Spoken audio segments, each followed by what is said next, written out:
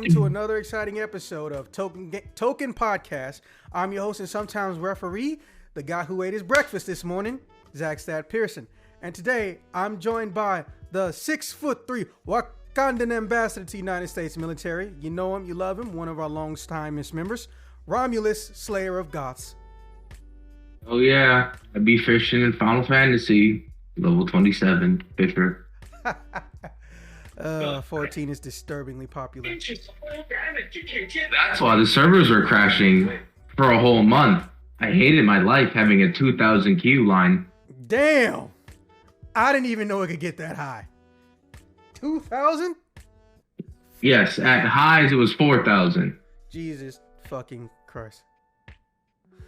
Moving on, and of course our newest member, you may remember him from such life stories as the epic conclusion of last year's Streets of Rage craziness. He who is 6'4" or 5, I can't remember. All I know is I get a neck cramp when I look at him. 01 Chaotic Hammer.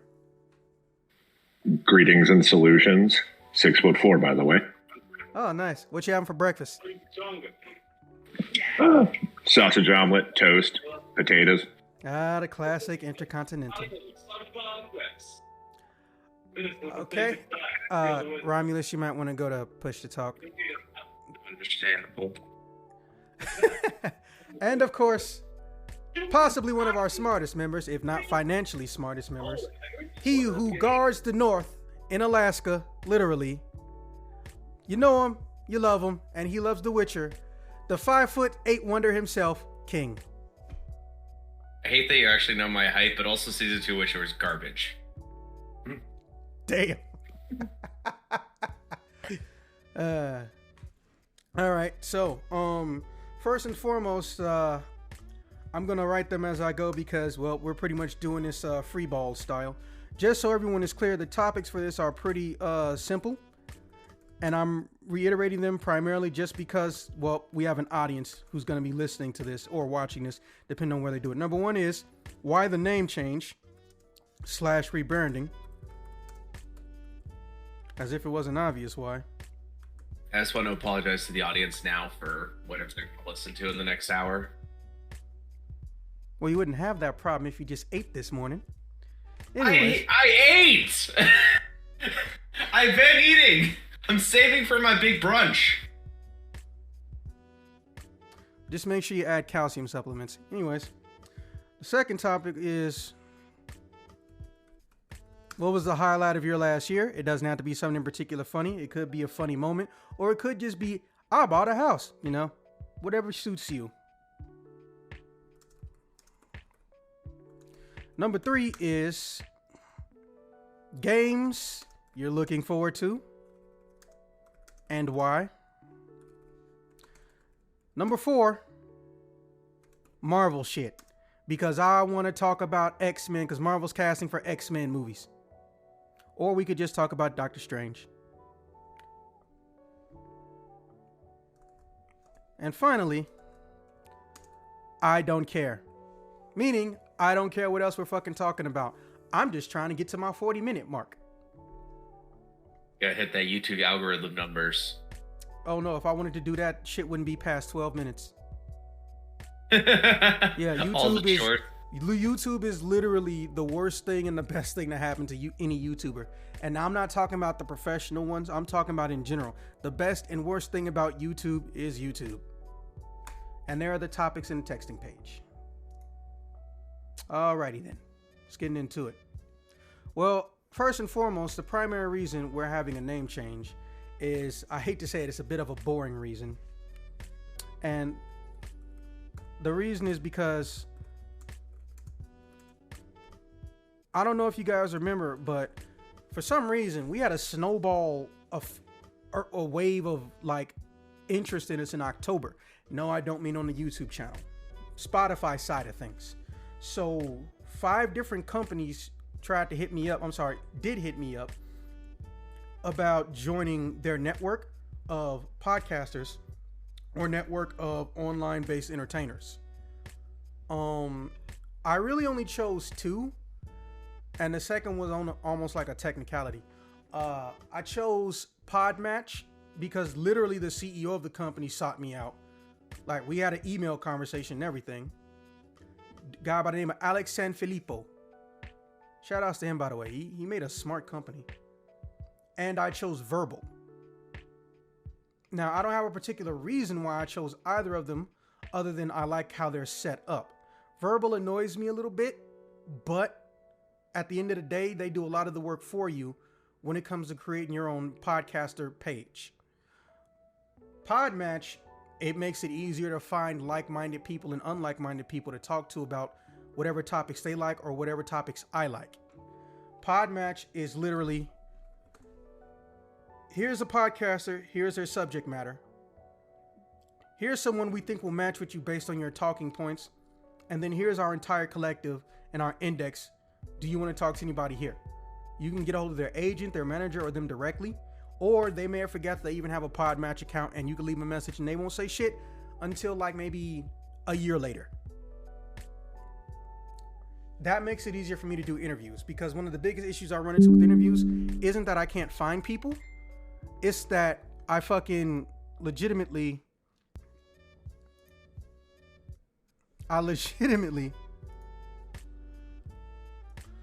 didn't understand why people decided that if they saw the name Token Games Podcast, they automatically assume I want to talk to them about fucking video games. Like, listen. It's a podcast.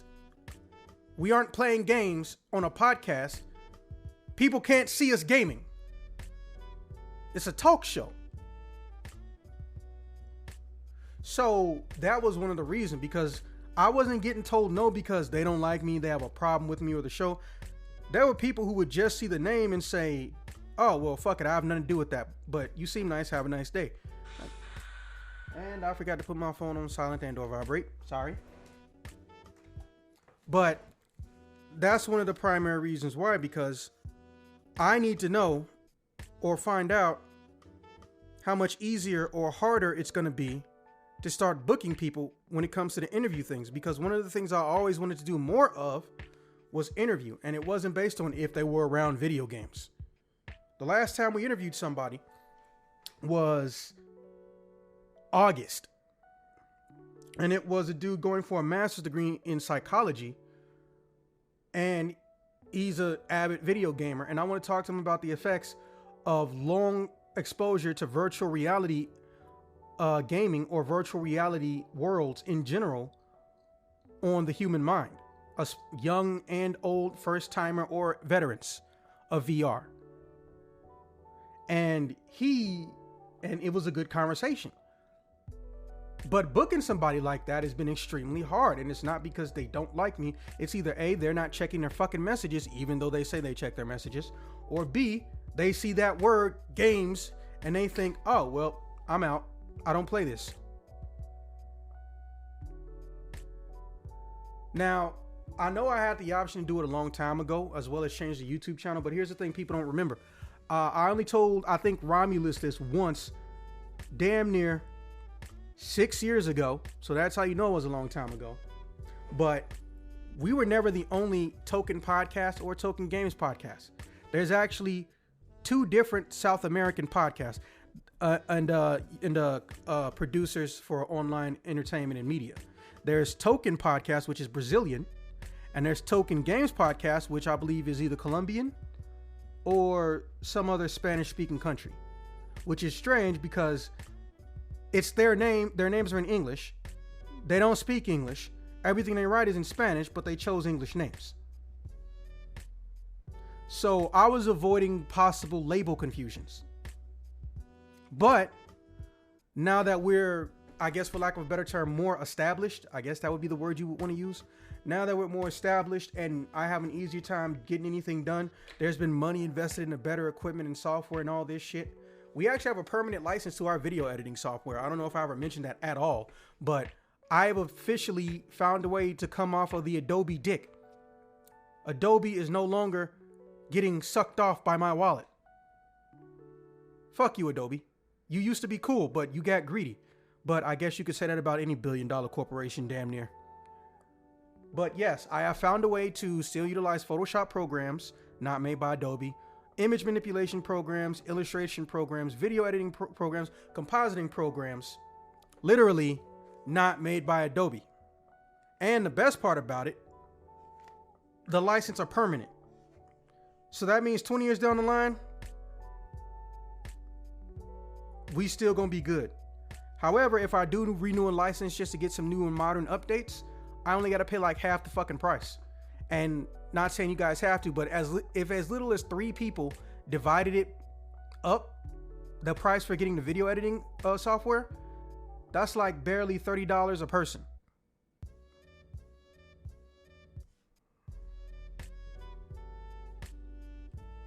So that's the primary reason why we did the rebranding. Now, before I get into topic 2, does anybody have any questions? Fantastic. All right.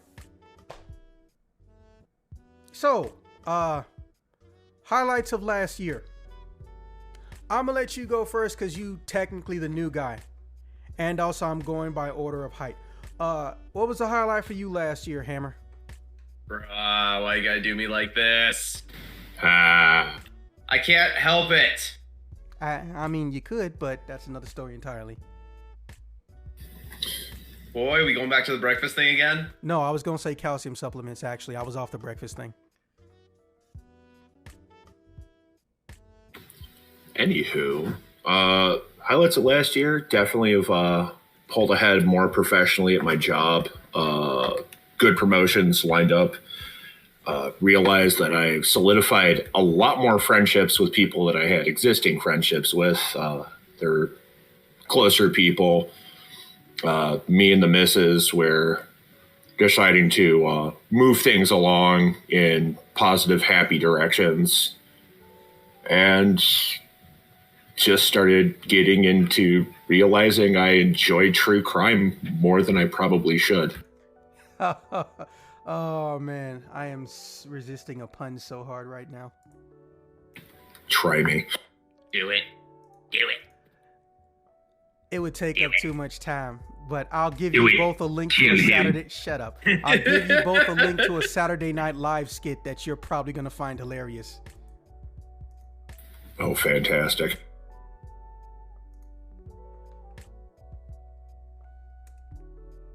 Okay, is that all your highlights?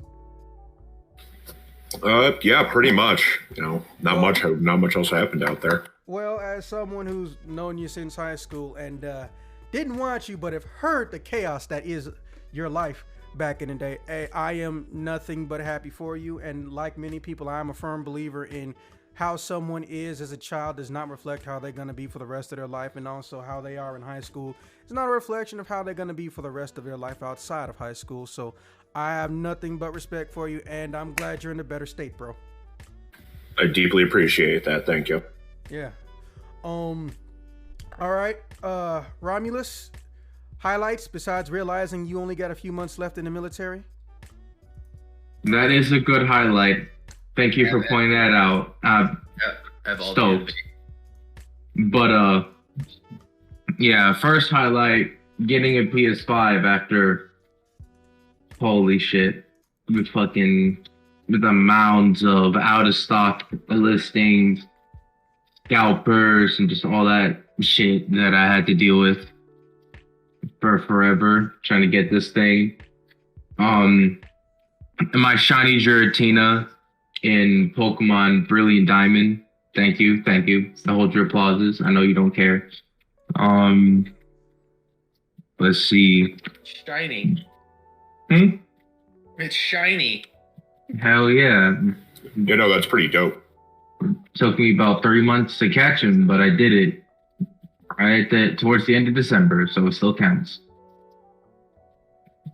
Let's see what else.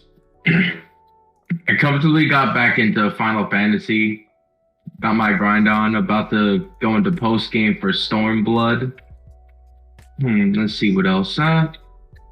Just building my relationship with my girlfriend more. We'll have a very interesting life going forward. What he's trying to say is he's dating a goth and she has tiggle bitties.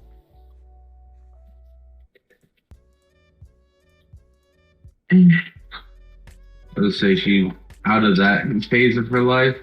but she does have some a nice rap. But anyway, what else? I picked up 3 Mighty Morphin Power Rangers helmets, and I got a Morpher for fucking Kimberly. Lord Zed coming out this year. Stoked about that too. So that was pretty much my highlights for this year, of last year. Just coming with the conclusion that my military life is about to be over with. The irony. The Mhm. irony. And just all the stuff that was blessed to pick up within the time frame I was given. That's all I gotta say about that. Okay. Well, I don't know what you're gonna do for college or career when you get out, but like I said, depending on your zip code, I got like 2 jobs you can do that can make you a very rich man with very little effort on your part. So you can go ahead and snag up that ring as soon as you want to. But we'll talk about those jobs later. All right, so my turn. I became a pun god, which I know that's not saying much. That's like saying, hey, the sky's blue, motherfucker. But let me explain what I mean. I learned 2 new techniques that I didn't realize once I learned made me a fucking grandmaster. The primary one being making people laugh at the thing that they're most insecure about and not getting mad at me when I make them laugh about it. And the second one was referencing music in basic conversations in dumbass voices. Everyone used to hate that. My friends would literally tell me, bro, if you don't stop doing that, I'm literally gonna not be your friends, blah, blah, blah, blah, blah. Well, guess what? I figured out how to finally make that shit funny without any ramifications. For example, Romulus, you're about to get out of the military, right? Yes. Now let me ask you something. Does it ever make you sad to know you started 7 summers ago? Yes. Okay. However, because I know you don't know shit about anything involving country folk unless it's do I need to beat their ass for being racist or not, which that's pretty much all you need to know 9 times out of 10 when you live above the Mason-Dixon line. I was doing / referencing a fucking song just now. Anyways, yeah, that's more of a highlight for me. No one else cares but me type of thing. On to the very interesting shit. I am one of the few people on this earth who survived a temperature of over 100 degrees for 5 minutes. Yes, I did bring it up in a I know, right? I brought it up in a podcast special. Romulus, you weren't there, but it is up. I had a temperature that fluctuated between 105 and 108 degrees. It only takes getting to 100 degrees for your brain to start cooking inside of your fucking skull. And not only am I alive, I have no fucking brain damage. Brain damage is the fun part. If you're lucky. Yeah. Yeah, it is not a pleasant experience to go through a temperature of 100. Yeah, and I was at 105 and 108, and I was going in a roller coaster. I would be 98, 99, then 105, 108. One of the primary reasons, and I know they get a bad rap because, well, apparently they used to be a ghetto fabulous hospital, but I actually live in walking distance from a hospital, which in a pandemic, it's a curse. When it's not a pandemic, or at least there's a vaccine, it's a blessing. And I think that may be one of the main reasons why I fucking made it out this bitch. I was in the ER trying to sign up. I hit the ground and I couldn't get up. I just remember waking up in a bed once I had got there and hit the ground. Like, I don't even remember the pain of hitting the ground. I just remember falling backwards and then what the fuck? Who the fuck stabbed me with an IV? Blacking out is a very weird, uncomfortable experience because you don't fucking know what happened afterwards. Yeah, and I probably wouldn't have even had to exhaust myself if there wasn't a literal prostitute in the giant park I was walking across. Because if you guys can Google it, Marquette Park, the east, No, the west side of Marquette Park has a giant church next to it and a hospital right on the corner. So I cut through the forest part of the park, and instead of walking all the way around the side of the street. But there was a hoe there, and I told him, hey, listen, I think I'm feeling really sick. I know I don't have COVID, but I'm feeling really sick. I'm going to the hospital. And this prostitute was like, well, just give me 5 minutes. I was like, yo, why are you coming towards me? I'm not doing nothing. I'm not okay right now. And also, I don't think I have it in me to fuck a prostitute in a public place. That's never been on my bucket list of things to do. And she starts trying to spit game. So I said, fuck it. And I hoofed it. Obviously, you don't hoof it when your body is this hurting, but I felt like I didn't have a choice. So I ran across there, and that probably what led to me getting hyper exhausted that fast. Because like I said, if you walk fast enough, it's like a 20-minute walk, 18-minute walk from my place to the hospital. I live so close. The gas station where they gas up all the ambulance trucks is the place I randomly get junk food. So, if you guys want a link to that who weren't there, I'll give it to you. I believe Chaotic, you may have already heard it, but yeah, it's on Spotify and all that jazz. It was a very weird story because so many things happened that were not supposed to happen. Another highlight, just to piggyback off Hill, I got a PS5 and I didn't pay a scalper price for it. Also, yeah, I had 5 holes in my stomach at one point. And I don't mean on the inside, I mean on the outside, the torso area. They stuck 5 holes in me, and I pretty much had to be a living pincushion after they did some emergency shit for me when I got back from the hospital. I have legit 5 holes in me, and if I sneeze too hard sometimes, I could squeeze like random juices out of my torso. But surviving all that, that's my true highlight. And let's see, what's a final good one or a decent one? Technically, it started last year, but it leaks into this year. I believe I passed my counterintelligence test for the military because, you know, hey, I'm not homeless, but hey, I don't live with my mommy and my daddy. In fact, my dad's been dead for some time.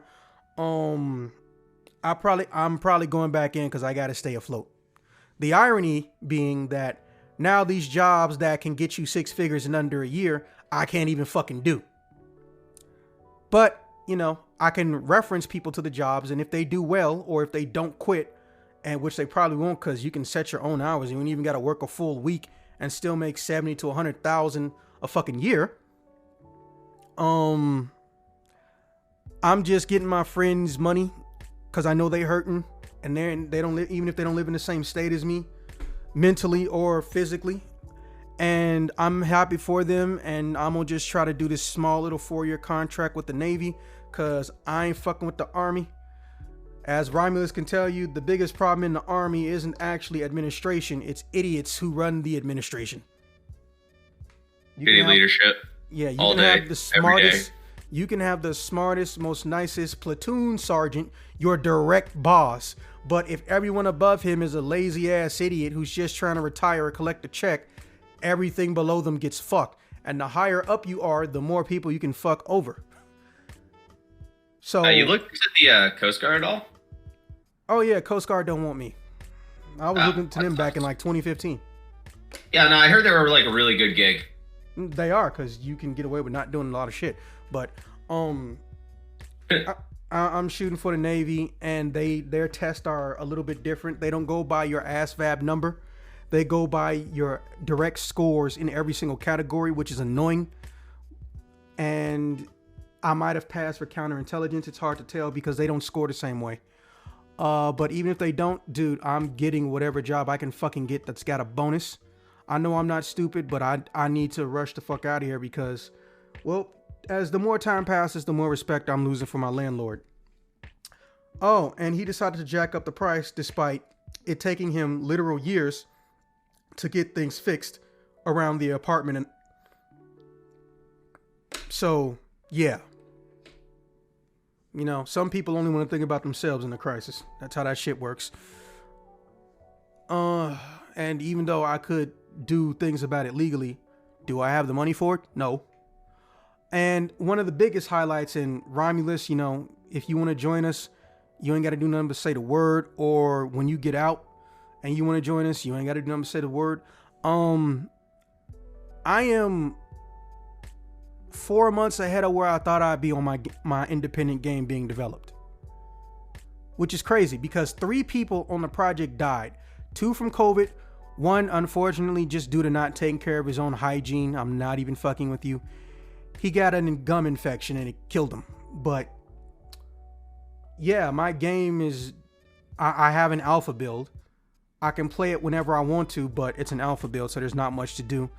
And this year is supposed to be pretty much nothing but getting combat animations and creating team attacks and the equipment I need for that, which luckily isn't much, but damn is it expensive. And it's crazy to think about because if you stop and think about where I started, the pandemic had kicked my ass. My last investor, when I helped him get a shit ton of money, ran off and burnt it up and then tried to leave me with a bill like I wasn't gonna fucking bring the law down on his ass. And in less than 12 months, I went from having a company that I commissioned that could barely even had English speaking people, firing their ass and losing 3 people to being almost 4 whole months ahead of schedule and having an alpha build already. I'm at the point where I'm not even designing new items and new weapons and new characters. I'm at the point where I'm picking voices for these characters to come to life. I'm at the point where I'm getting to decide how the combat looks, bro. And that's in under 12 months. Because remember, I started in like August. It is fucking, I still sometimes am humbled and blown away.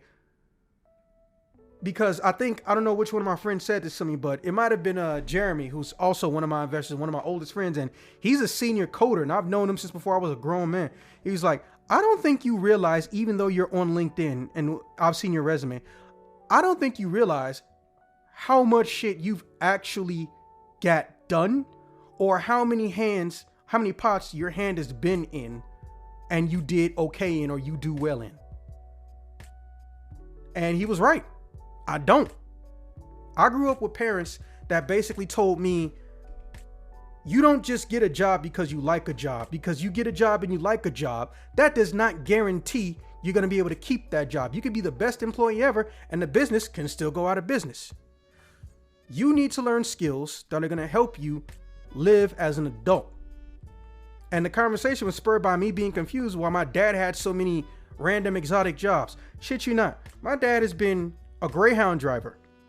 But before that, at some point in time in his life, and after he got out the military, he was an assistant to a jail warden, of all things.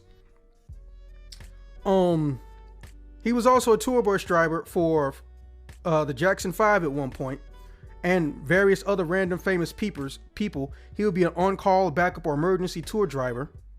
He had to literally learn the nation's roads before the internet. I never thought my dad was stupid. I knew he was a little bit gullible around women that he trusted too much, aka his ex-wife.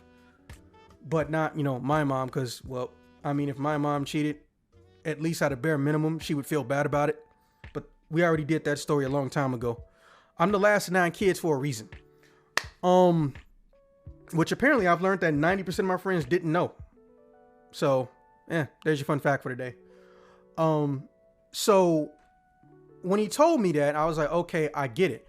And my mom, on the other hand, my mom is the type that when she gets a job, she wants to build a career. So even if the job is going, she can do it somewhere else and not just maintain some status quo. Like a waiter, a restaurant can close, but I can go to another restaurant and get a job. Yeah, but being a waiter and just being a waiter doesn't mean that you're going to strive to be a supervisor, strive to be a manager. My mom would teach me, try to go forward when you can and where you can. And if you don't feel like you can, you don't just quit and leave, because getting a higher paying job where you do the same thing doesn't mean that you're going to automatically be eligible for a supervisor role or a managerial role, especially if they see you job hopping all the time. If you build a career, whether it's with a degree or without a degree, you need to make sure you don't burn fucking bridges. And I think the main reason I've been able to get as many investors as I have, mind you, I'm always looking for more, is because I've been building bridges and not burning them down. Or even if it's someone I haven't seen in forever, they remember enough about me to know that I'm not going to treat them like a disrespectful prick, or when I'm around them or what they see, I don't think about myself. Because I can tell you right now, technically, Jeremy has seen me the most out of anyone who's ever been on this podcast, but Hammer and Decap have technically known me the most, but we physically are in the same place the least amount of time. But they can still tell you some of the same things. I am not inherently a selfish fucking prick. And I guess because I'm the opposite of the Kardashians and by extension Kanye, you know, even if I'm not into the same shit as you, it's easier for me to get along. Because I can tell you right now, I have friends that are devoutly religious and I have friends that are fucking blatant atheists. But if I see my friends who are religious giving anybody who's not like them shit, LGBT, a different ethnicity, or an atheist, I'm going to shut them down. I don't play favorites in that sense. Because to me, that's backstabbing. And if people think you are an inherent backstabber, it doesn't matter if they're your friends or they're your enemies or they're your family. There's going to be a level of respect they will never give you or trust they will never give you. And don't get me wrong, I don't need everyone in the world to trust me. I like having friends that respect me. And I don't want to look like I'm playing favorites. There's a word for that, and it makes you one of the most dangerous humans around. It's called hypergamist. You can look it up. I shit you not. It basically means you're a human opportunist. Oh, you're my friend right now until I can get what I want from you. Then fuck you. I don't need you. I don't like being or even being associated with those types of people. So the best thing I can do is what I've been doing, which is, I guess, on some level, staying humble and still being a funny jackass. And I've yet to have anybody truly come at me. Most of my enemies hate me because they were insecure. They were doing some fucked up shit and they thought I would tolerate them. Like, I think I mentioned it before Hammer and DiCaprio got here. There's somebody who's probably getting cut from this group this year because I'm pretty sure they're either sexist or they're racist. And they used to take me to work sometimes in a carpool. And they've been to some of my birthday events. I don't give a shit. I am not a backstabber and I will not be conflated to be one. But yeah, that's pretty much all my highlights. Oh, and I got into the audio game. What I mean by that is I actually understand audio systems now to the point where I actually invested, for lack of a better term, not a lot though, into getting a good sound system to go to my TV, which means by extension, my Blu-ray player, my 4K Blu-ray player, and my PlayStation 5, and my Switch, and my laptop, and my TV are capable of uncompressed 5.1 sound. And I didn't even spend like thousands and thousands of dollars. Go me. All right, I've taken up enough time. Go ahead, King. Yes, I mean this past year was an interesting year. For me, it was the first year that I kind of been through an entire year up here in Alaska, so that had its own things to it because I got up here July of 22. Yeah. And there's just been a lot of things that happened this past year. I mean, I turned 25, so the usual 25 things happened. Everything hurts. Waking up is miserable, and I get to see that the future just gets worse from here. In terms of that aspect, but it's also come to a point of just growth. Like, I don't refer to, I am a 20-year-old, but there was the early 20s and there's the now 20s for me in terms of the things I do, the maturity, the professional aspect in life, and the things I do. Realizing there's a lot more I can do and want to do and what it actually takes to do those things versus just, going around being like, oh, I want to do that thing. It sounds cool. I'll get to it eventually. Actually getting and doing the things I want to do, like trying to get a house, figuring out how to spend time with my friends and also do well at my job, which starting off this year became very demanding of my time out of nowhere, but it was fun. And honestly, I really thoroughly enjoyed getting invited to the stuff with you, Zach. I mean, like, I met you, like, I spent like what, two months or so, maybe at AIT, kind of like chilling with you here and there. And, you know, we talked a few times over the years, and then you just like hit me up out of nowhere, like, hey man, like, you want to do this investment thing that you've been like talking about for years? I'm like, yeah, I'm down. You cool. Now you and I are gonna, you know, talk like pretty regularly. Like I've had to mute several of the group text messages just because my phone never shuts up anymore.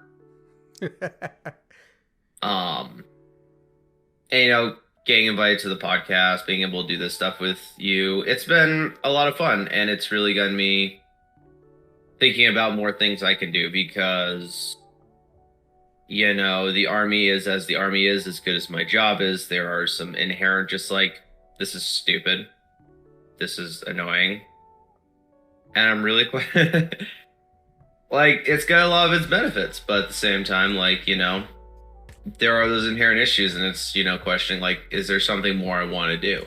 Is there more things I want to do? Do I want to get out and, you know, try my luck at this digital landscape? So, you know, just a lot of good things that, you know, I enjoy in that aspect of just kind of growing up and being an adult. Yeah.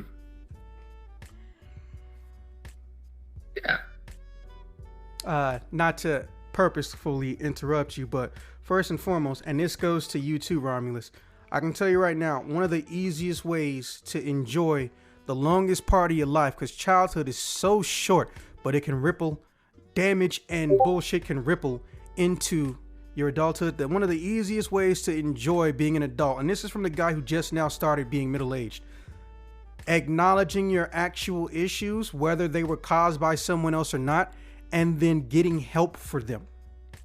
And also trying to have an upbeat attitude, even if it's you're in a shitty situation, or if you're just randomly already enjoying your day or nothing's happened. If your yesterday sucked, hey, at least you woke up tomorrow. Oh, you found out that your daddy gave you an insecurity that may never leave you for life? Hey, talk to a therapist. Learn to mitigate the shit. You do that, and you will have such a unique perspective on adulthood that some people may not even get to their 50, if at all. Whoops, I put that in the wrong section. I was also going to say, hey, we are starting, and speaking of the game, we're also starting to get the 2.0 models back for the playable characters, and I put it in the wrong place. So I'm going to go and correct that, but yeah, continue with your highlights, and if not, we'll move on to the next section. That's a lot of my highlights, but like I will talk on like what you just brought up. Like I 100% agree with that. Like I don't have any major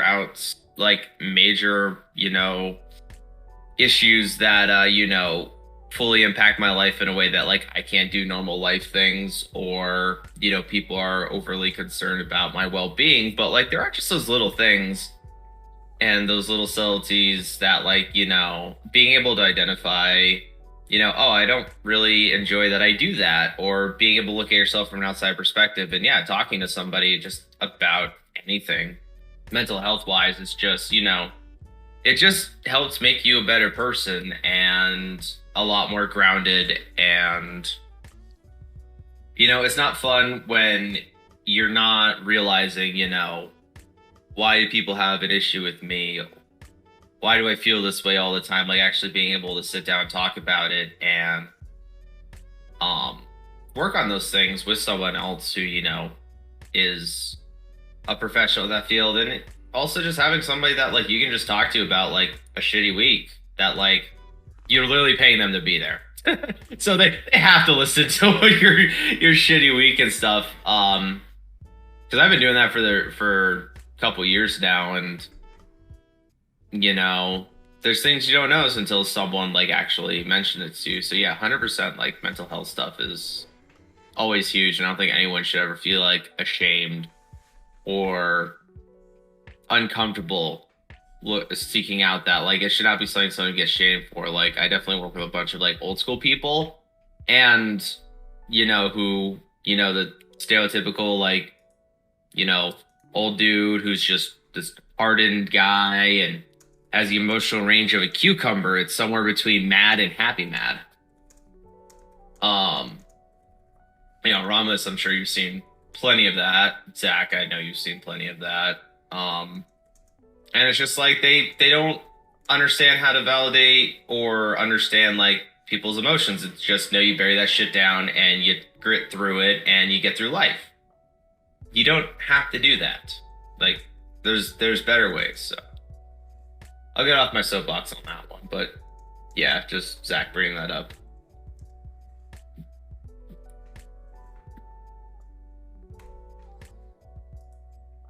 All right, that's it for you, bro.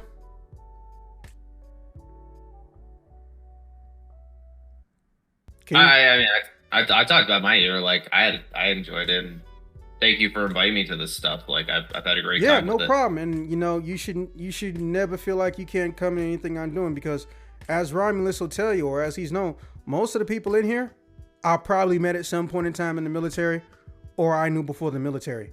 You're like, specifically in this group, you're the fourth person from Fort Lee in this group. Oh, I'm sorry for all of you. That place is miserable. Yeah, me and Romulus know. We were there. And we were there for a holiday vacation. You guys got fucked. Oh yeah, I remember you did that.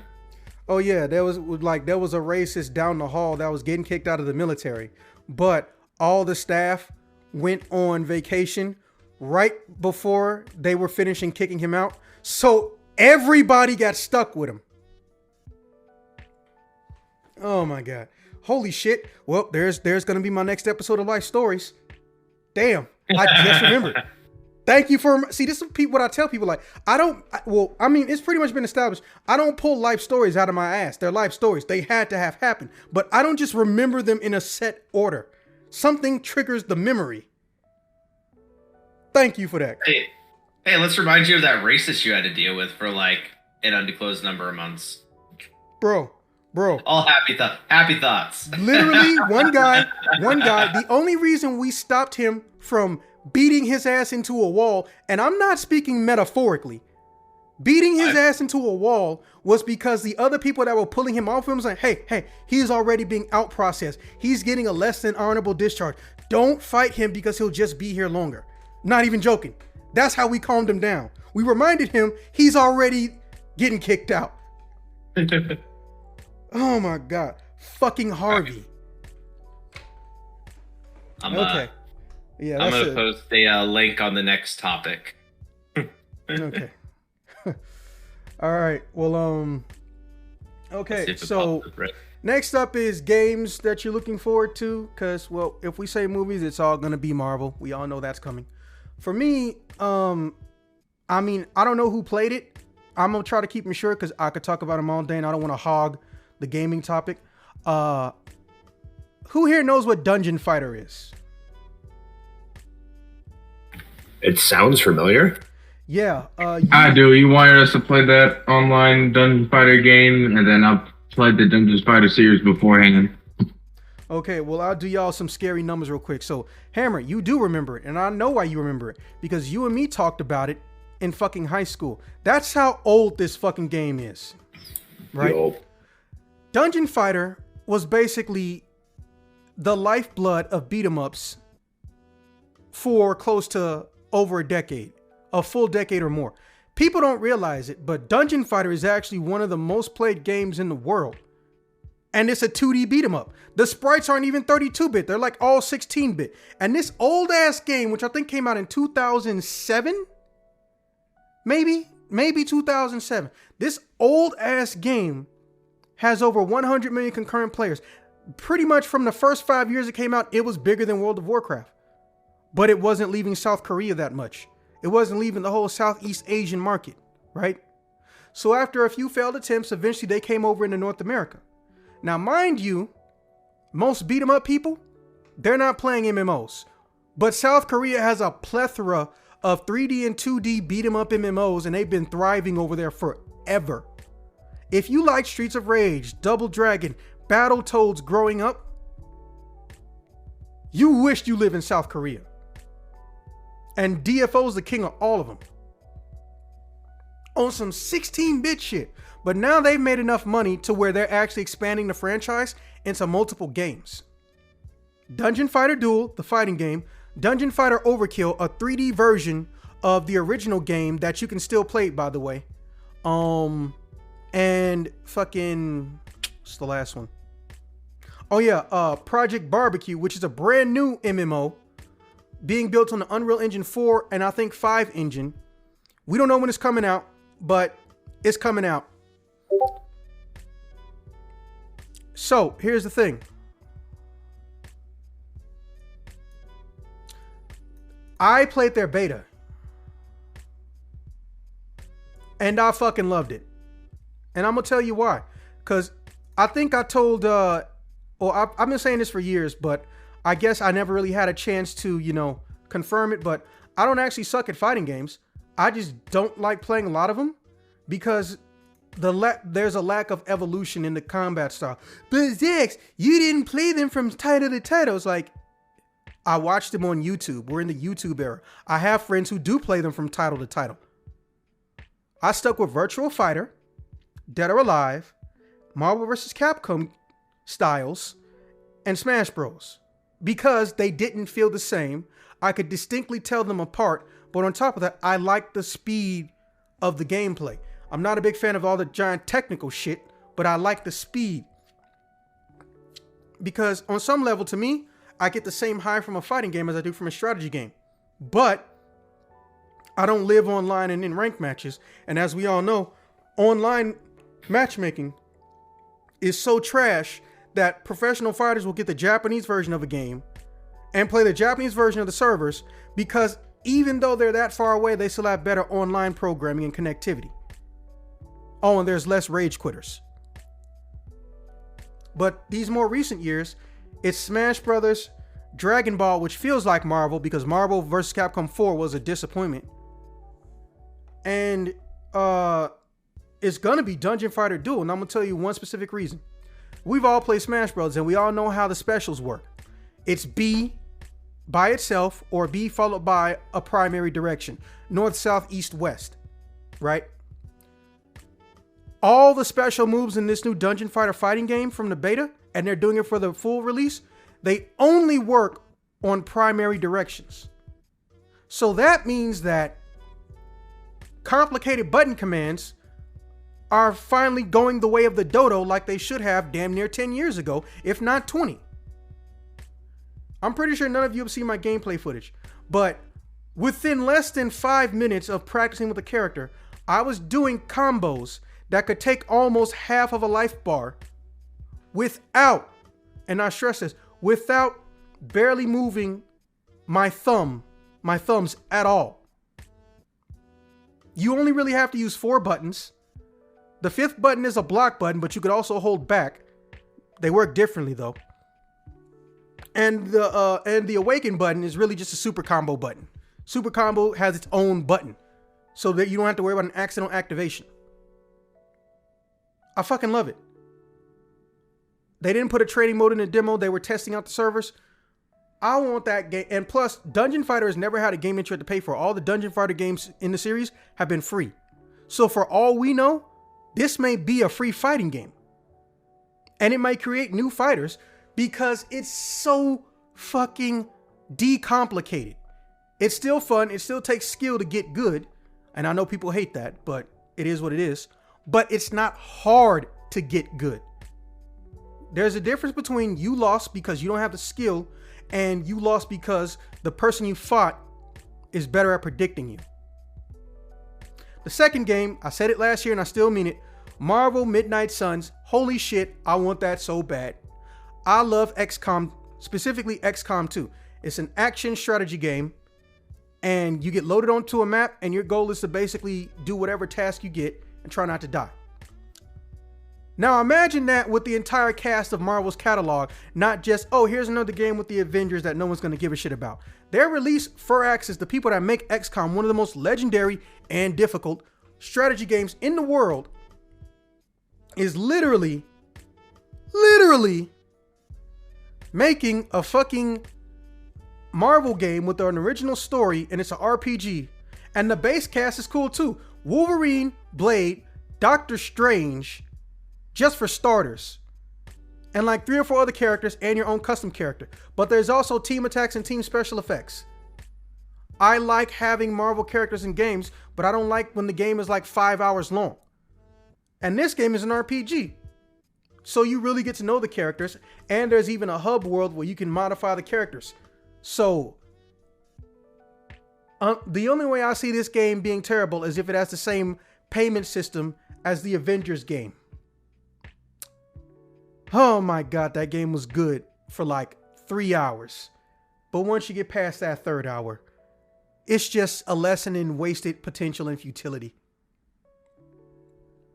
And the last game, which I believe is coming out this year, Sonic Frontiers. And I know what you're about to say. I know this nigga didn't just say he has hope for a Sonic the Hedgehog game. Look, I am cautiously optimistic.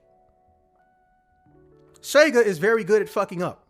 But Sega is also very good at fixing their fuck ups. Sometimes.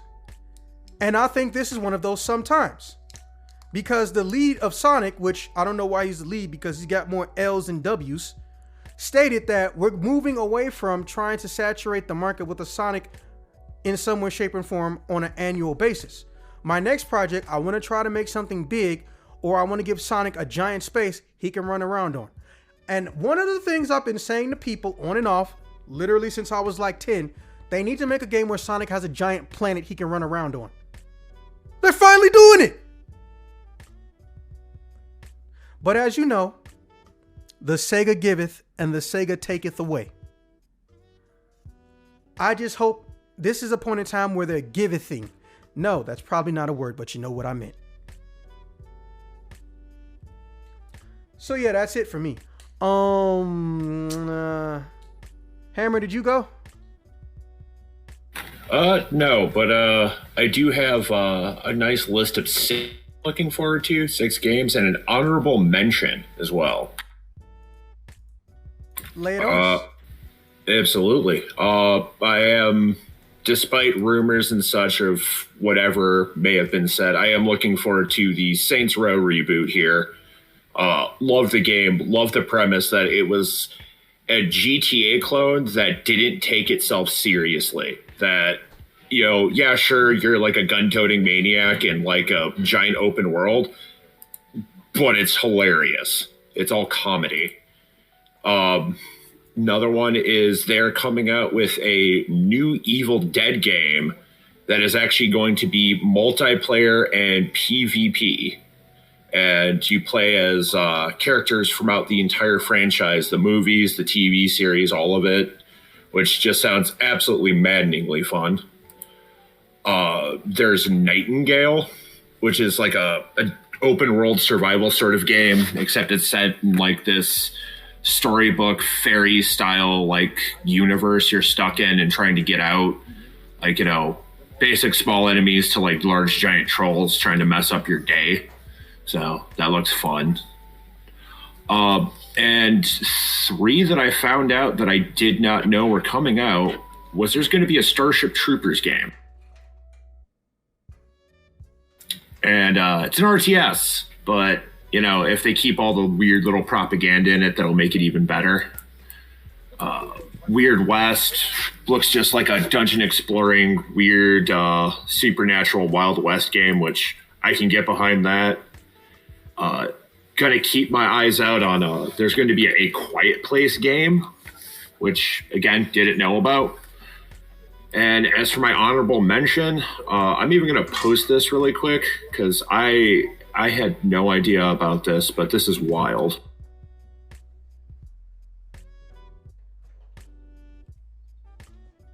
It is apparently a game where you play as Jesus Christ himself.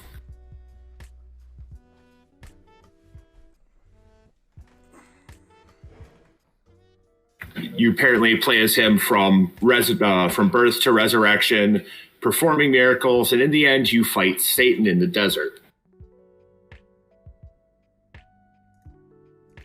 Is this a comedy game or do you take it seriously? I don't know how to take this because it's listed as action adventure simulation. And what the fuck does that even mean? Exactly. Like, that's the wild part about it. Where I'm There's just apparently combat. Like, I'm watching the trailer now. Like, oh yeah, that's the fight against Satan. Like, it's listed as simulation, adventure, indie, action, and casual all at the same time. Ah, yes, Unreal Engine Passion of the Christ 2. Right? oh my god, the religious people are gonna lose their mind over. Bro, that was fucking hilarious.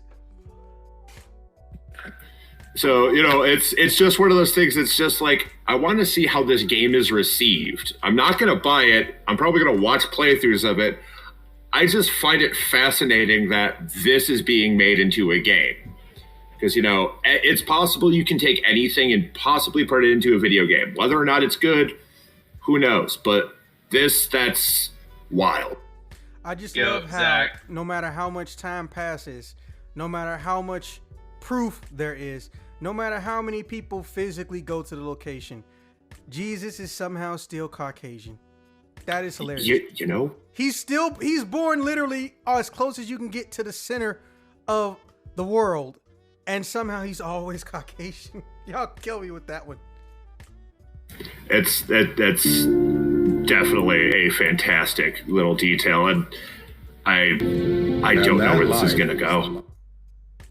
Zach, I 100% think when you get your computer with some bandwidth and this comes out, I will play this and we can go through this together, man. I'm 100% on board for you and I to go through this together. Who is this we you speak of? You're joining me for this.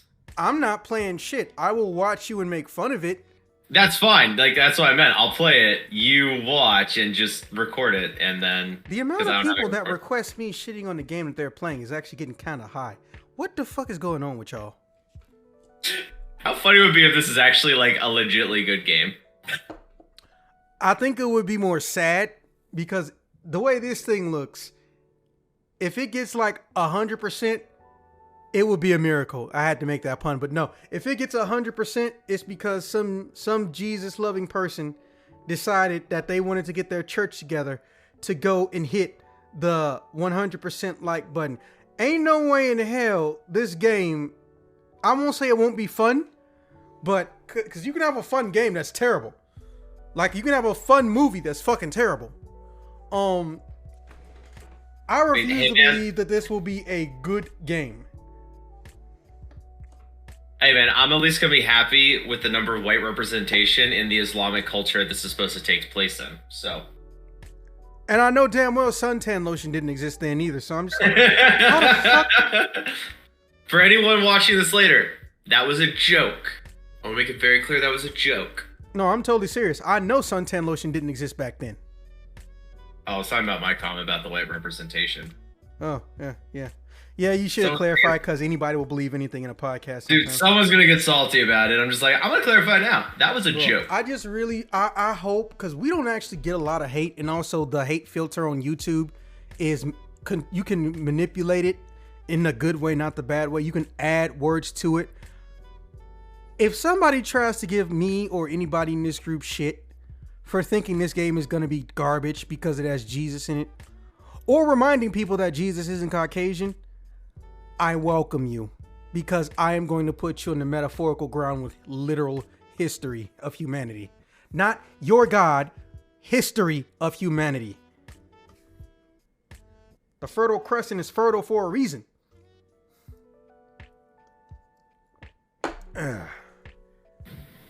Yeah, no, like, it looks like that's exactly what this entire game is. Like, there's a picture of Joseph and one of his other apostles with him in, like, the main thing, and it literally looks like just two Chads just hanging out with Jesus. two Chads hanging out with Jesus. There's a joke in there somewhere. I'm just like, you're in a land that literally I don't even think they have a word for grass because no one's seen any, but somehow there are just all these Caucasian people running. Okay, I can understand the Egypt stuff because apparently this isn't common knowledge, but North American Caucasians have not, well, because we don't really have middle era or modern era Egyptian history, because everyone just goes with ancient Egyptian history.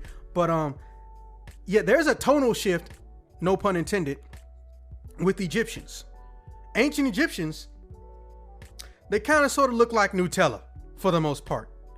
Yo, But so after the giant decline and conquest, and also people not knowing where exactly the borderlines are, that's when you started getting the lighter skin tone mixes. But that's why people also get mad at Hollywood movies where everyone in Egypt is blonde and blue-eyed, like, and then they get mad that the movies can't sound like, bro, you're using Caucasian people for ancient Egypt. They don't show up until much later. Like the last movie they did, they got the dude from Game of Thrones in there, Jaime Lannister, playing an Egyptian god. You can't get blonder than that guy. And they also had the one with Angelina Jolie. I'm just like, did nobody pick up a history book? Well, you could always go a little further back. The original 10 Commandments, the former spokesperson of the NRA is Moses. Oh my God. I just want to point out that link you sent us for that. Like, the top one sends you to the actual game.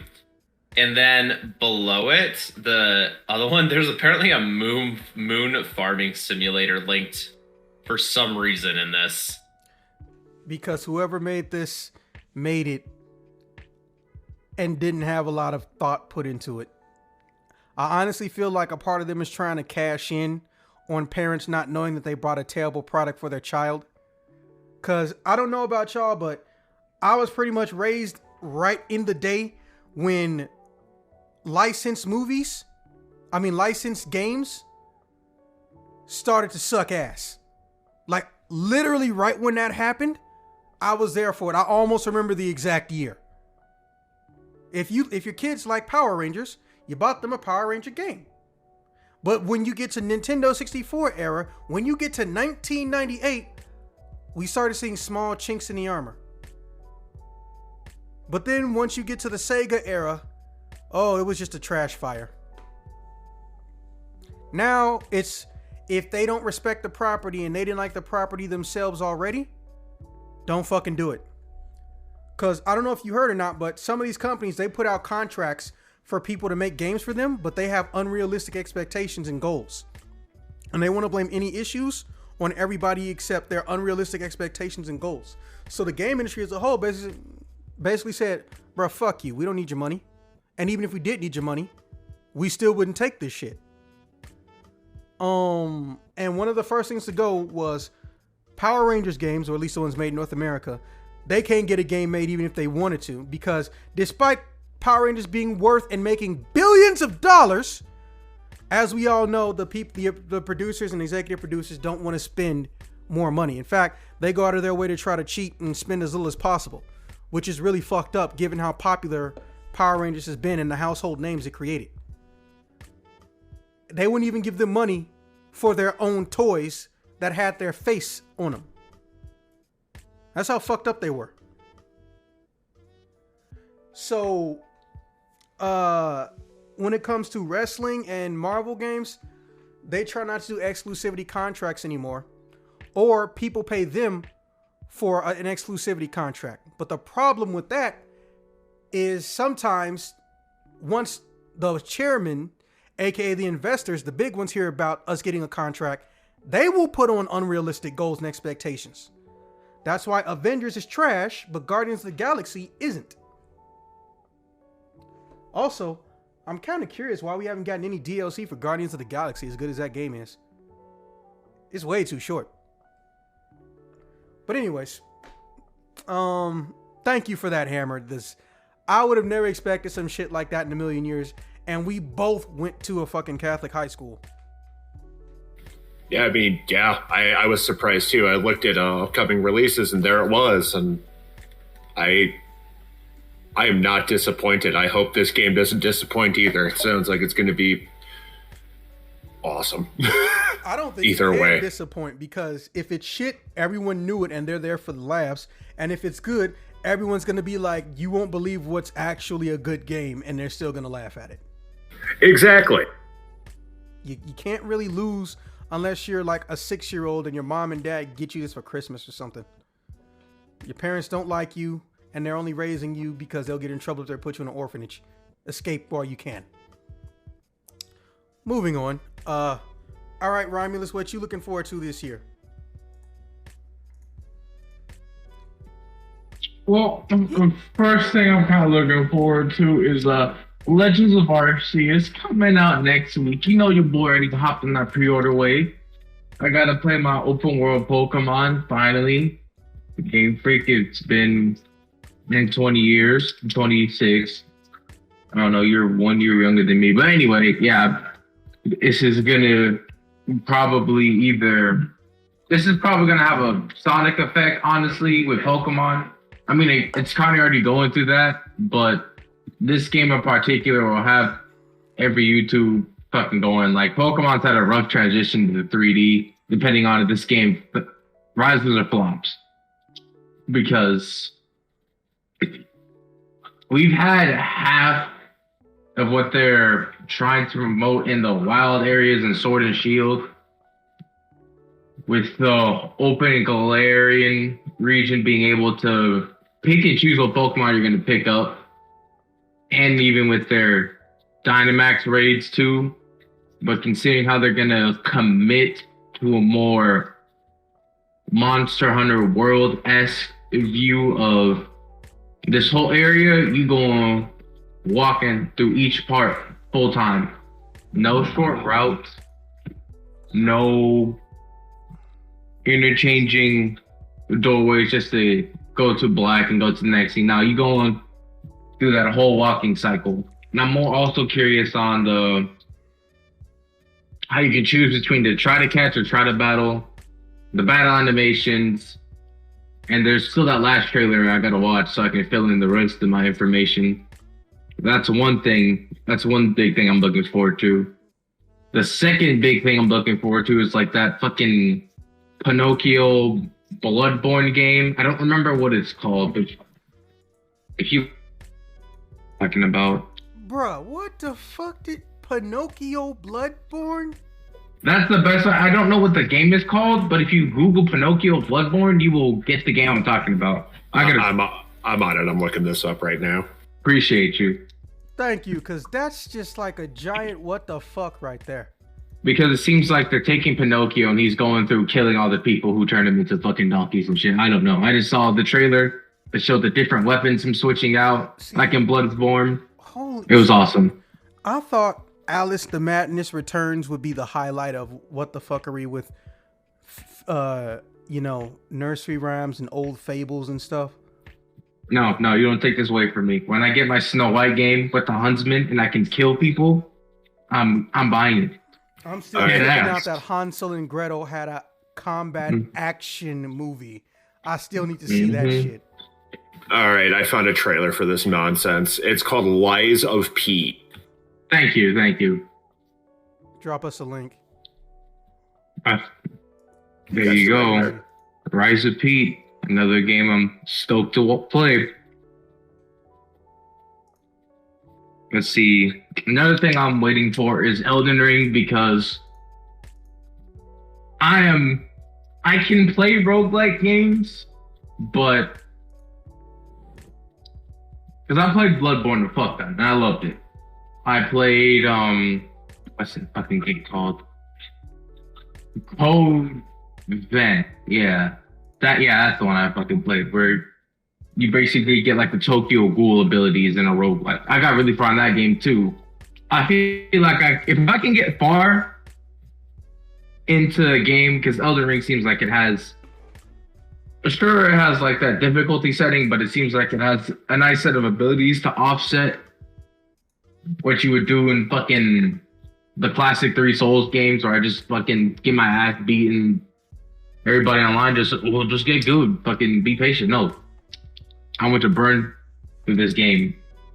I don't do combos in Devil May Cry. I set that shit to easy and I mash triangle like my life fucking depends on it. I don't care. Judge me if you want to. But that's how I get through these games. You fucking noob Dynasty Warrior looking ass motherfucker. You goddamn right. Bro, when my Musho gauge is full, I'm pressing circle. Hard. No one said you had to go to the highest difficulty level, but you could at least come off an auto combo. Bro, that is sad. You too young to act like you got arthritis. Whatever, man. I'll be playing my game. But another game I'm also looking forward to. You already mentioned Sonic Sports Frontier. Was that the game called? I can't think. Yeah, I think it's Sonic Frontier. Yeah, Sonic Frontier is gonna stay. I've been waiting for like another fucking game that's gonna at least revitalize that fucking Sonic Adventure fucking drive. Oh, this thing is gonna be so fucking hot. I can't wait. Worst case scenario, like every bad Sonic game, the soundtrack will be better than the game. So either way, we technically don't lose all the time. We get the W for the OST and the game, or we get the W for the OST. Hell yes, Sonic 06 trash, but his world is fire, Endless Possibilities, amazing. I don't know what Silverstein is called. I think it was Endless Possibilities. Yeah, but anyway, moving on. There was this sick ass cowboy game they showed at the video game trailer or the video game awards. I cannot think of what it is. Where it's like you're a fucking cowboy and you're fucking vampires up and shit. I cannot think of that game is. I'd have to go back in the backlog and post it later. He's got a big ass fist. It's fucking dope. Now, y'all might not be excited as this other game I'm about to mention, but I am. The Borderlands Tiny Tina's Adventure. That shit is gonna be funny as fuck, and I'm hopping on the wave. That's dope. I'd play that. Mm-hmm. It's a board game made by Tiny. Oh, it's not a board game. You know what I'm fucking talking about. But it's a game made by Tiny Tina, and we get to play as the characters Tiny Tina has invented with her crazy ass imagination. I want to play this game. This shit sounds fucking hilarious. I mean, Borderlands is by far like a 100% guilty pleasure game of mine. So, like, I'll take anything they ship out. And probably this other like weird vampire game they were fucking promoting where you get like different classes of vampires and shit. But overall, that's like the things I'm stoked for. Pokemon that's gonna come out next week. Elden Ring that's gonna come out a month later. I don't know when this Pinocchio game's gonna come out, but that one looks pretty sick. I just watched the trailer. That looks just absolutely crazy. Yeah. The cowboy game, fantastic. All right, Tiny Tina's Adventure. Yep, that's all the games I want to play that are coming out. Okay, well, because apparently I forgot to do it and then didn't think of it, and no one else is gonna remember it, I'm just gonna put this out here. My honorable mention is a very interesting concept, so to speak, because few people have ever even remotely tried to evolve the beat 'em up over the years. Some people just try to maintain its own existence, which, hey, can you blame them?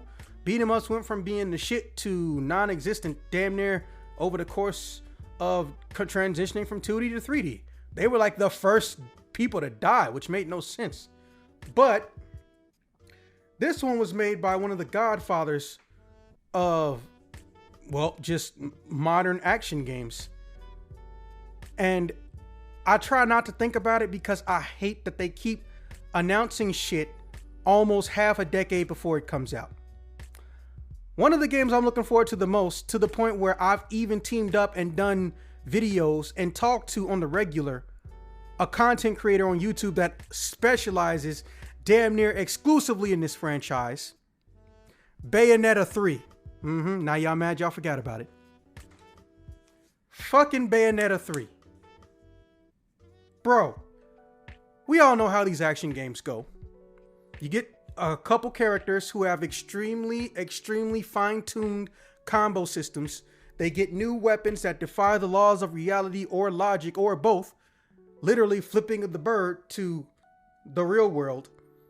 And they're just a fun time despite them usually being in dangerous world-ending situations, fighting monsters that would make even the most hardened war criminal shit his pants, but with an upbeat matter and attitude. But this time, not only is that still happening, but we have dimensional warping shit going on. For those who didn't pay attention to the trailer, Bayonetta was surfing on the back of a giant demon shark through a skyscraper that was being tilted by the fabric of reality and twisting. Holy shit. I mean, Casual Tuesday, what are you talking about? Yeah, for her. But even coming across games that even go to that level are few and far between. Or at least to that scale. So I'm legitimately looking forward to it. And there's my honorable mention. That being said, bring us home, King. I mean, I'm not tracking a whole lot of like new games coming out. Like, I am always excited for new installments of Final Fantasy if and when they ever come out.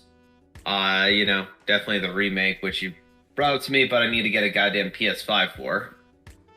I don't really have any specific games, but I did, recently hear about the Microsoft picking up Blizzard, which is super exciting for me because I really enjoy Blizzard games, the few of them that there are. Like, I thoroughly enjoy, StarCraft and Diablo games. Would have liked to have played Warcraft, not World of Warcraft, but like the RTS Warcrafts. But like the remastered, basically everything I heard from was just absolute garbage. And it's like Blizzard's been skipping out on a lot of the things that they should be doing for their titles and stuff that would make their games like really good. Especially for the fact they like extend every one of their games they bring out by like 2 additional years and then still put out shit half the time. I'm actually really excited for like Microsoft to be picking that up and to see what comes of that. Like, I don't know if you guys heard anything about that. The Activision buying up Blizzard. I just heard about that Friday. Yeah. I do have a chat that I'm in with some other people, and apparently there's going to be some interesting stuff that goes along with it, like the current Activision CEO sticking on till I think it was February 2022 to quote unquote secure assets in the future of the company. So I have a feeling he just wants to rake in more sales from Call of Duty. Yeah, no, like super excited about that. Other than that, I'm really not tracking a lot of like upcoming games. Like, I'm definitely one of those people. It's like, oh, hey, this thing on YouTube I saw, or oh, this game. I really end up being like behind the curve when it comes to a lot of stuff coming out. Like, shit, I just paid $5 a while ago to get Chrono Trigger so I can play that. You want to talk about playing old games? First off, I mean, ain't nobody gonna hate on Chrono Trigger. It's fucking Chrono Trigger. Yeah, no, the game's awesome. Like, I've seen a speedrun of it and it was fucking insane, which is why I'm like, I'm gonna go play this game because it looks super cool. All right, is that it for you? I mean, Final Fantasy 13 Part 4 would be cool. Fuck you. You're not being serious. You said that just to piss me off. I really did, but it worked. So I'm happy. I know. Yeah, well, just make sure next time you have breakfast so you don't become an agitating little dick. All right, so in the Marvel stuff, that's right, we're going to power right through. I don't know if you guys have heard, or rather, if you were made aware, but Marvel's already doing mutant casting. They're hunting like a motherfucker for people. But apparently, they're trying to go slow, which means that, or rather, what's being assumed is that they're not trying to start with an already established team. They want to have basically an entire phase that's individual stories of mutant people and of course some Spider-Man shit, and going from there into them becoming a team. I don't think that's going to work for a lot of them, but at the end of the day, I think that I'm curious, just for the big names, we'll just toss out 2. Who do you guys think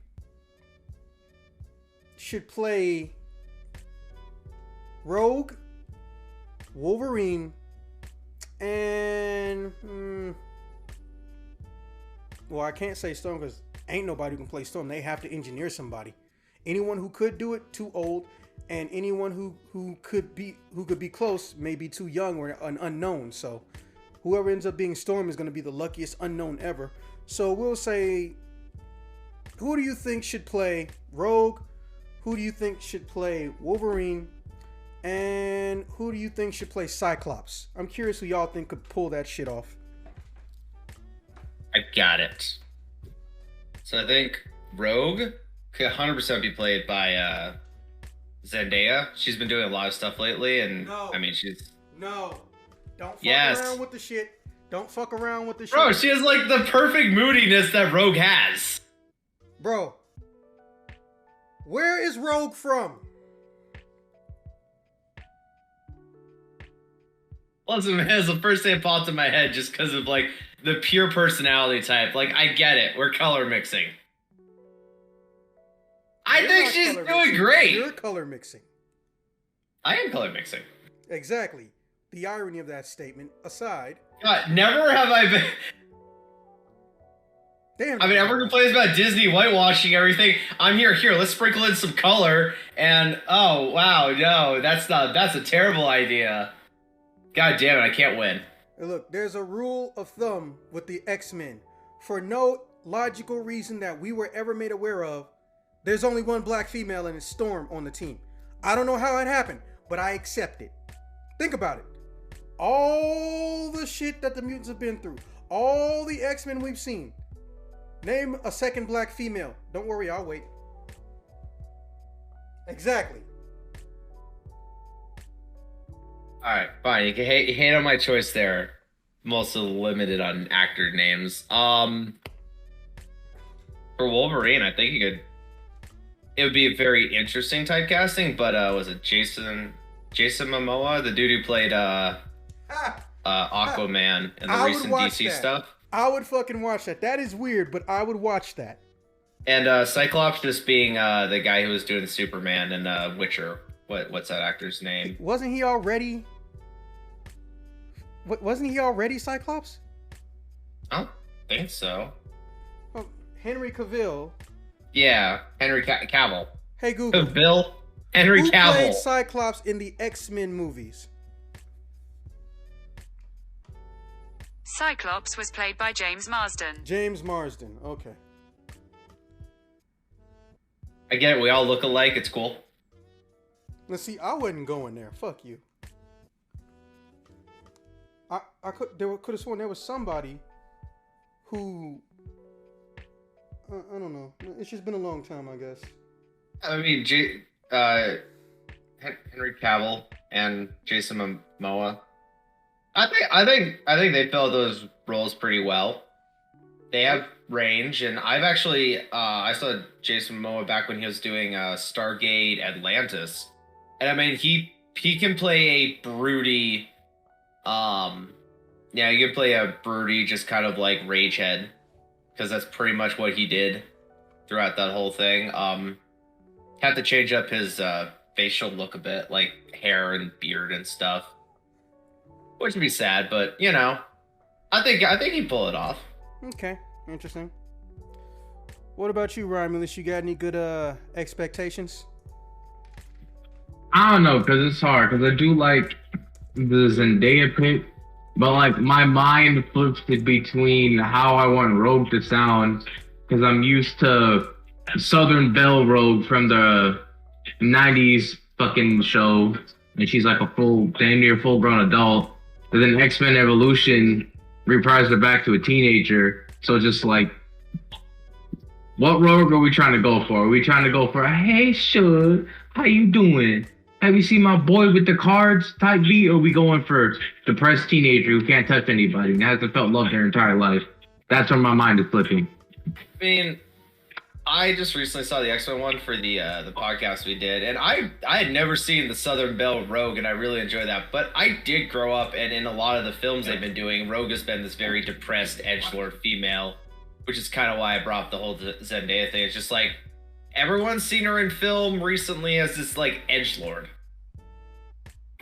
I honestly think that if they could take it and find a nice middle ground where she acts, you know, very very Southern Belle, very flirty, but it's just like a cover because she is depressed and can't really get close to people. That would actually bring a little more depth to her as an actual character to actually pad her so they don't, you'd actually almost be forced at that point to find a good actress for her. True. Yeah, because I think that was a bit like with the 90s animation with her was like, she was, very flirtatious, but like she definitely had a lot of shit going on underneath, and I think she was very well done. Comparing that to any of the installments I've seen with her on the modern TV, like it wasn't as apparent, she was just moody and depressed and kind of going through things like the original X-Men trilogy kind of they came out with. Like she just was kind of there, and I don't remember ever really giving two shits about her at any single point. Like she was by far one of the characters I just kind of looked over. Yeah. Okay, and so yeah, the leading rumor, which I think at this point it may barely actually even be a rumor, is basically that women have a hard time dealing with Snyder. Because I think the first 3 X-Men, it was directed by a Snyder. Hold on, let me check. Hey, Google. It's never been on the news ever. They never have talked about that endlessly. Bryan Singer, not Snyder. Okay. Yeah, so a lot of females in that entire little, mini trilogy franchise, they were having issues supposedly, and I stress the term supposedly, with Singer, or just the way Singer handled the script, and writers, and some of the writers too, because for lack of a better term, every single woman basically had nothing to do, or they were there to look sexy, except for Rogue. She had character growth and development, but then her character mysteriously disappears. Iceman can't stay on screen or be played by the same person consistently. And fucking, what was it? What was the last one? Nightcrawler. They couldn't get him to come back either. So the biggest issue supposedly with the X-Men, it hasn't been the casting, at least with the movies. It's been the writers and the director. But that doesn't mean that they are inherently assholes. However, I think Bryan Singer did get in trouble for something, but it was unrelated to X-Men. So the way I see it, we need to establish all these characters, with the exception of Wolverine, over again. Because I think anyone can tell you, for lack of a better term, literally, they are only going on movies that have little to no comprehension of the characters and even what they do. I'm pretty sure everyone and their mom can bring up how, and I'm not saying that it is, but how racist it looked when every single character who was important to the X-Men and were extremely powerful and were minorities show up.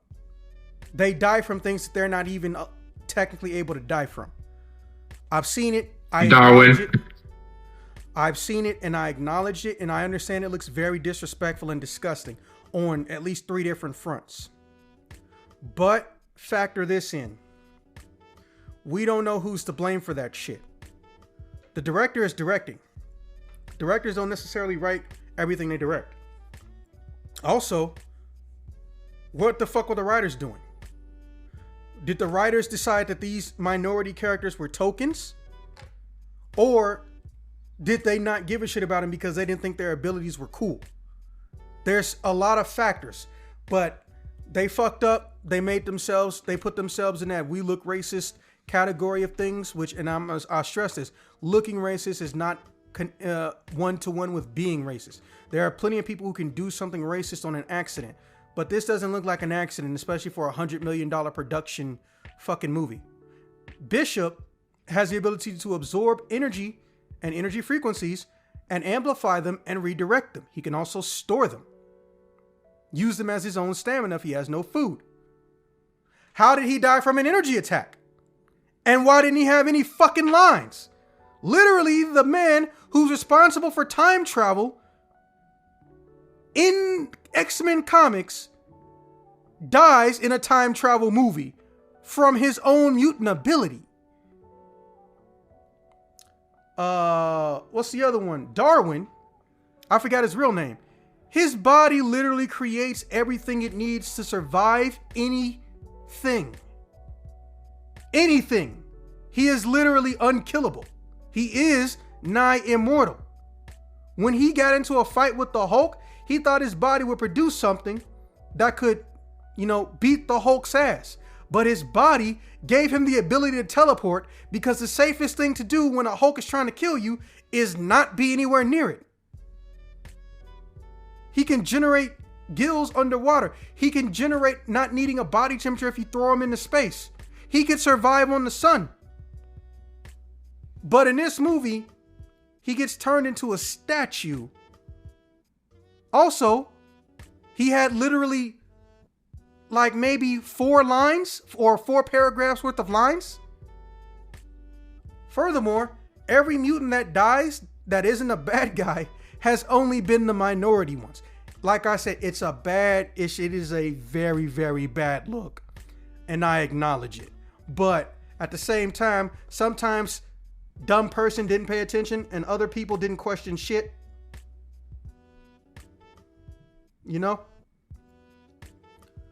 But yeah, to get back on it, I guess I'll go next because I don't know where you guys left off.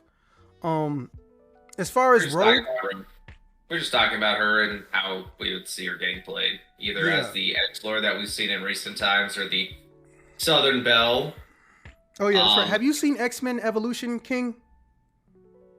I haven't seen the new anime series that was coming out. I just saw the old one. No, X-Men Evolution came out 5 years after that show did. Oh God, no, I didn't get into those ones because, yeah. They changed up the dynamic. They made all the original cast members students, and Storm and Wolverine were the only grown adults. Oh yeah, I remember seeing those. Yeah, it's on Disney Plus. It was interesting. It wasn't bad. They had good character development, but it also was a show that occasionally would do character-based plots and then have an overarching plot, and then you wouldn't know which one you were dealing with until it's too late. But it didn't suck. I'll give you a small trailer of it, but anyways.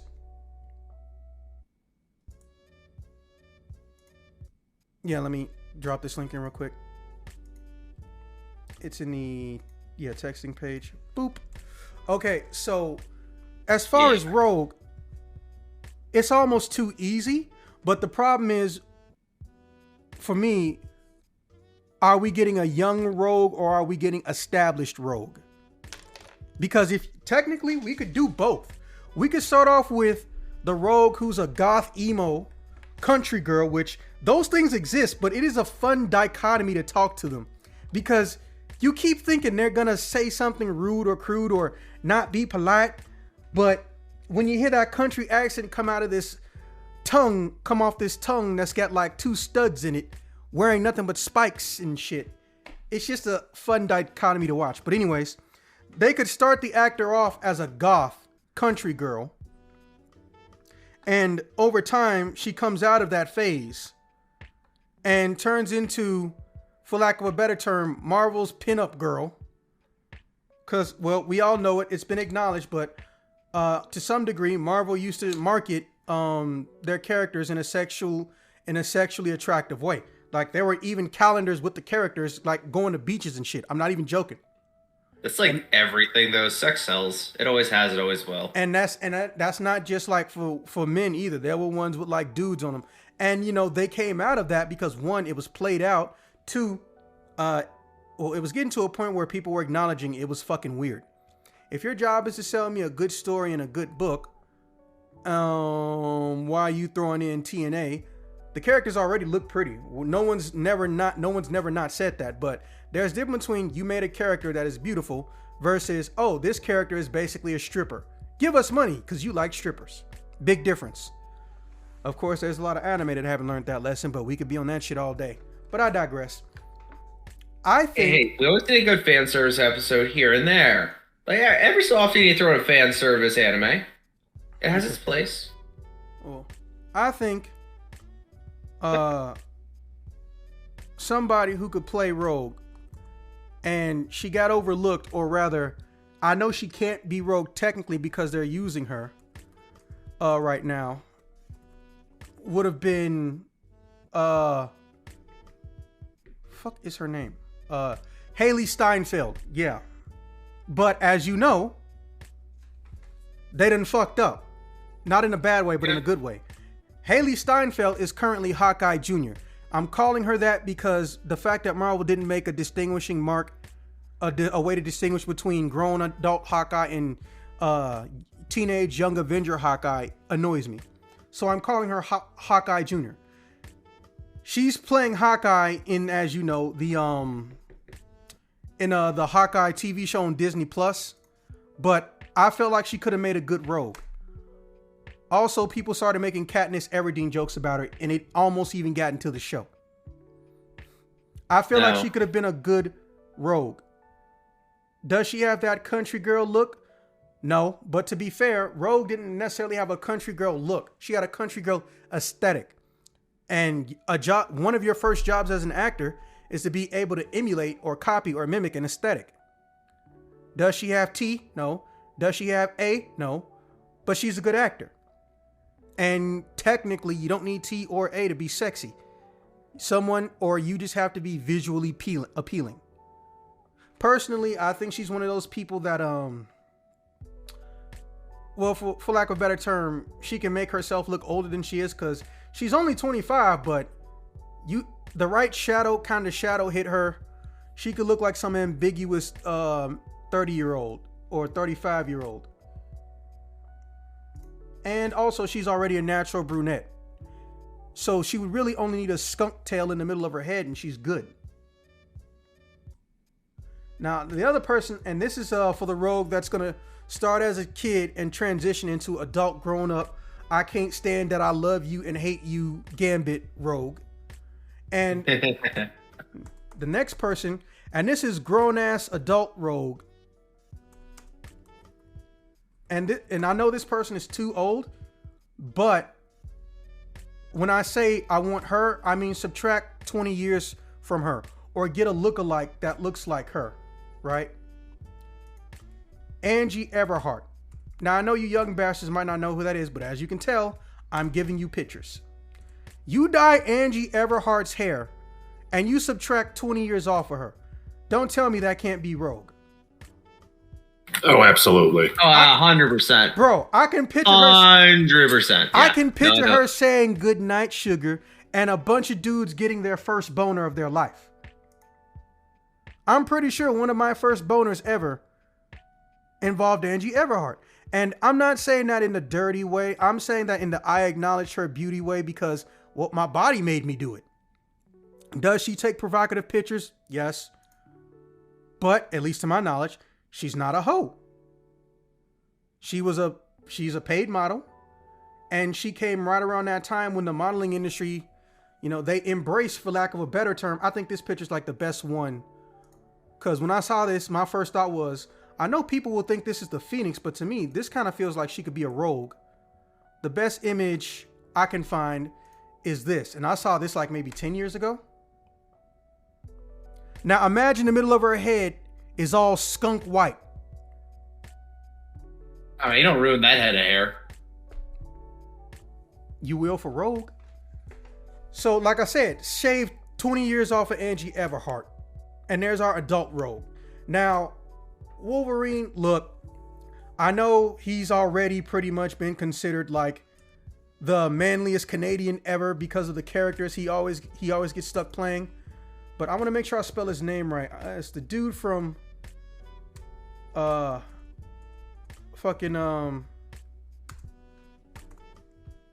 okay, Jensen Ackles. He's not that tall, but he's got one of the manliest voices in Hollywood. He's also even played superhero roles before. I don't know who's seen one of their best movies, but the Batman movie Under the Red Hood, he played the Red Hood. And yes, he was on Supernatural.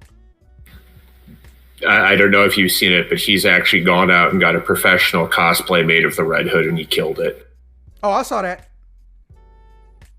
But he's got like the right amount because, see, his face is young-ish, but the minute he gets angry, you can see wrinkles and shit, and he got that 5 o'clock shadow that Wolverine is famous for. He's almost got the same beard pattern that he has. I'd be down for that. The downside, though, is that I also think he can be a Cyclops. I can't figure it out. He can be a Cyclops because he has that commanding leader voice if he stops getting angry. But also, he's an actual Canadian. So by default, I say this man is a legitimately good, has a good shot or could have a good shot at being Wolverine or Cyclops. Because if you just give him a visor, he already had 90% of the hairstyle Cyclops has ever had.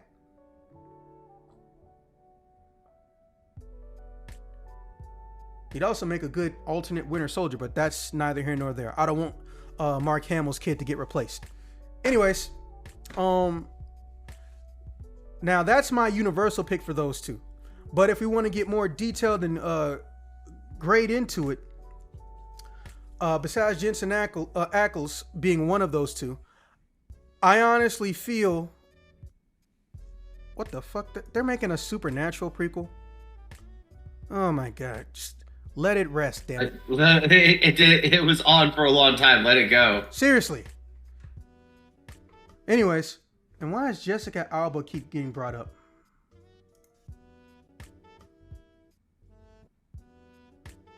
Oh, apparently he was on the Dark Angel Jessica Alba show a long time ago. Yeah, I don't care. All right, so my secondary pick for a good Cyclops. I can't say Chris Evans because Captain America, even though I've been thinking about it for a long time. Excuse me. All right, so mind you, he won't be able to grow into the role, so he can only be young Cyclops. Timothée Chalamet. Now, I know some of you may recognize the name or you don't, but if you've seen Dune, the new one, because there's a couple different Dune movies and miniseries and shit, that's this guy. Now, I know what you're thinking. Bitch, that's a Gambit. But see, here's the thing. Timothée Chalamet, if you put a visor on him, you can't tell he's a pretty boy. And even though he's 26, he still has that I look like a skinny teenager appearance, even when he's got his facial hair. I'm going to give you one of the best examples. Look at this image right here of Timothée Chalamet in Dune. Now imagine he's wearing the Cyclops visor over his face. Now his age is ambiguous, isn't it? Mm-hmm. So yeah, those are my primary picks. Okay, who hasn't gone? Or did you all just like talk it out and shit? Can y'all hear me? Yeah, we can hear you. We pretty much talked it out. Yeah, he was gone for a minute. Okay, so yeah, those are my picks, but I understand that the way I'm looking at him is very, very unique.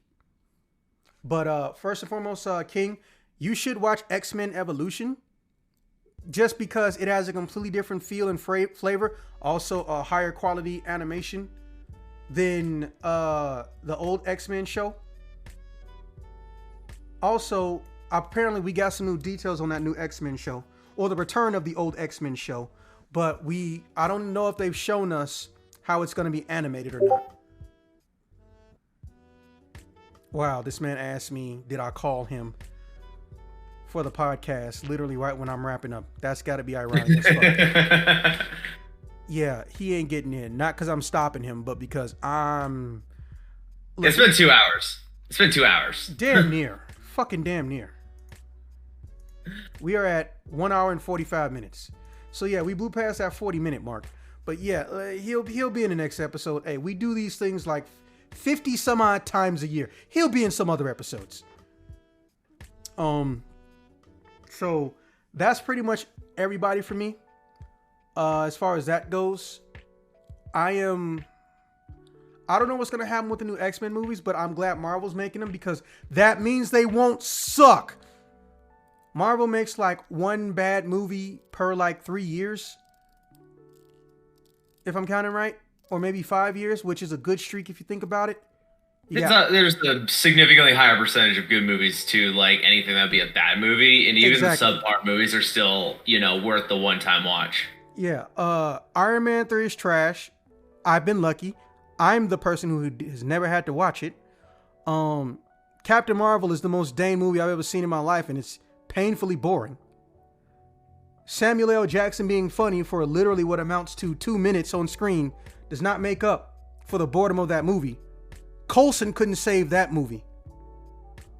And I guess technically, Eternals was just boring. It wasn't bad, but it was boring.